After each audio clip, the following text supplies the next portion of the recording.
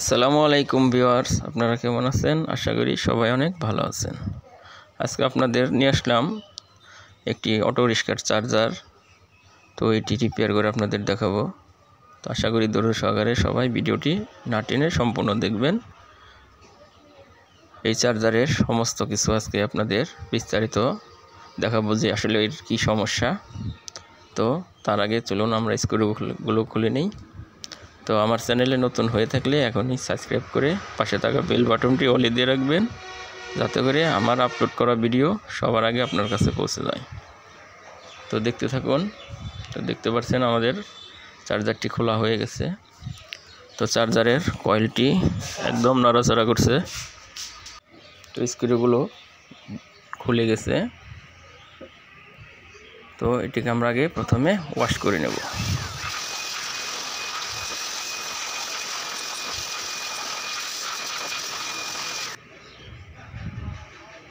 তো আমরা ভালোভাবে এটি ব্রাশ দিয়ে ওয়াশ করে নেব। তো এটির মূল সমস্যা চার্জ হয় না, ভোল্টেজ বের হয় না, ফ্যানটাও একদম কম ঘুরে, রেগুলেটরেও ফায়ার করে। তো ভিডিও সম্পূর্ণ দেখতে থাকুন, আশা করি আপনারা এটি বুঝতে পারবেন। তো আমরা স্ক্রুটি খুলে নেব, নাটটি খুলে নেব।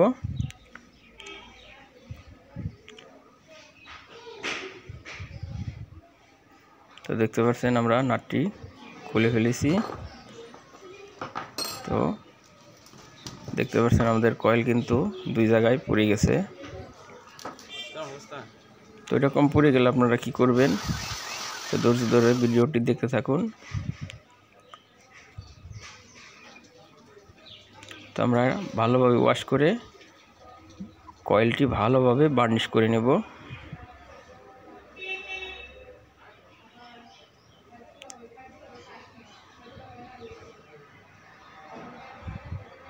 তো চার্জারটির ভোল্টেজ বের না হওয়ার কারণ এটির কয়েলের ইনসুলেশন উঠে যেয়ে শর্ট হয়ে গেছে। তো দেখতে পাচ্ছেন দুই জায়গায় পুড়েও গেছে।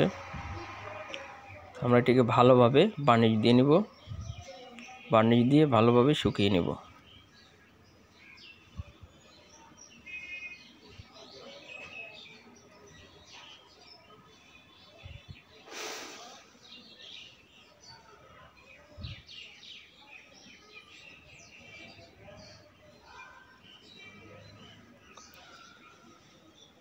তো আমাদের বার্নিশ প্রায় শেষ হয়ে গেছে, বার্নিশ করা প্রায় শেষ।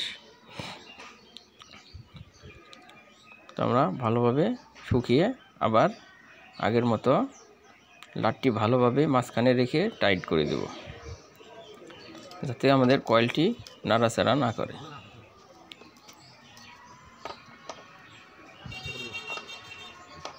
তো আমরা ভালোভাবে টাইট দিয়ে নিচ্ছি।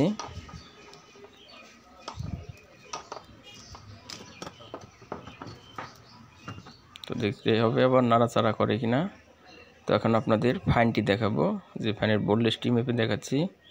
আমাদের ভোল্টেজ কিন্তু 12 আছে। তো আমাদের ফ্যানটি ডিস্টার্ব, তার কারণে ফ্যানটি কম ঘুরে, স্পিড কম হয়। তো আমরা নেগেটিভ পজিটিভটার ব্যাটারির কানেকশনের, তো আমরা ফ্যানের কানেকশনের তারটি আবার লাগিয়ে নিব। নেগেটিভ জায়গায় নেগেটিভ, পজিটিভের জায়গায় পজিটিভ। তো আমাদের ফ্যানটি লাগানো হয়ে গেছে। এখন আমরা স্ক্রু দিয়ে ফ্যানটি লাগিয়ে নিব।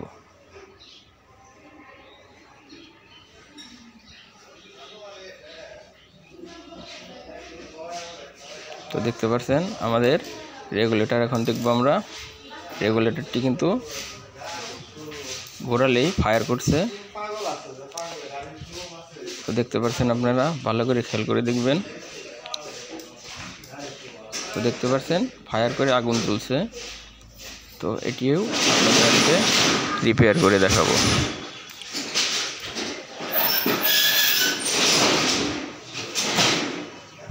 যে কী কারণে রেগুলেটরে ফায়ার করে। তো এটি মূলত নষ্ট হওয়ার কারণ অনেকেই চার্জ দেওয়ার সময় এসি লাইন লাগিয়েই রেগুলেটরটি প্যাচ দিয়ে ঘোরানো হয় লাইন থাকা অবস্থায়, দিলে এগুলো খুব দ্রুত নষ্ট হয়ে যায়। তো আমরা রেগুলেটরটি খুলে নিলাম। রেগুলেটরটি খুলে আমরা দুটো নাট থাকে, নাট দুটো ভালোভাবে টাইট দিয়ে দেব। তো এটি লুজ হয়ে গিয়েছিল, যার কারণে আমরা টাইট দিয়ে নিলাম।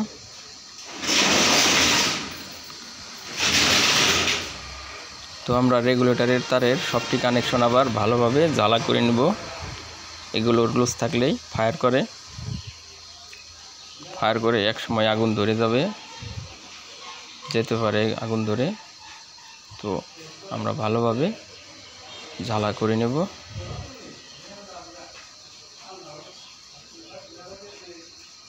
তো অ্যালুমিনিয়ামের কেবল হওয়ার কারণে এগুলো ভালোভাবে জ্বালা ধরে না, তো তারপরেও যতটুকু সম্ভব জ্বালা করে নেব। তো আমাদের জ্বালা করা হয়ে গেছে। তো দেখতে পাচ্ছেন আমাদের রেগুলেটরটি অনেক জ্যাম। তো আমরা একটু গিরিজ দিয়ে নেব, গিয়ারে আমরা একটু গিরিজ দিয়ে নেব।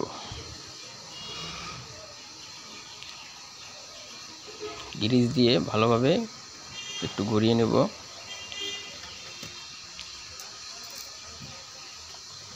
এরপর আমরা আগের মতো ফিটিং করে নেব। পয়েন্টগুলো মিলিয়ে ভালোভাবে টাইট দিয়ে দেব। এখন আমরা নপের রেগুলেটর ক্যাপটিও ভালোভাবে লাগিয়ে নিলাম। তো আমাদের এখন খুব ইজি হয়ে গেছে রেগুলেটরটি। তো আপনাদের এটি বোল্টলেস মেপে দেখাবো।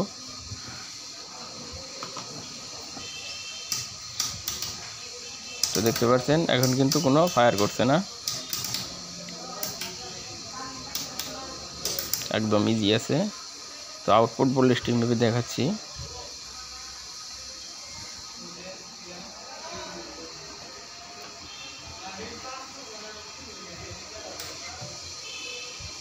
তো দেখতে পাচ্ছেন বোল্টলেস আমাদের কাজ ঠিক মতোই করছে, কোনো ফায়ার করছে না রেগুলেটরে।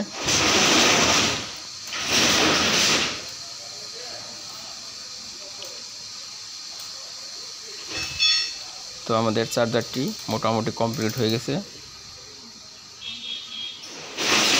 তো এতক্ষণ ধৈর্য ধরে ভিডিওটি দেখার জন্য আপনাদের ধন্যবাদ। ভিডিওটি ভালো লাগলে অবশ্যই একটি লাইক দিবেন।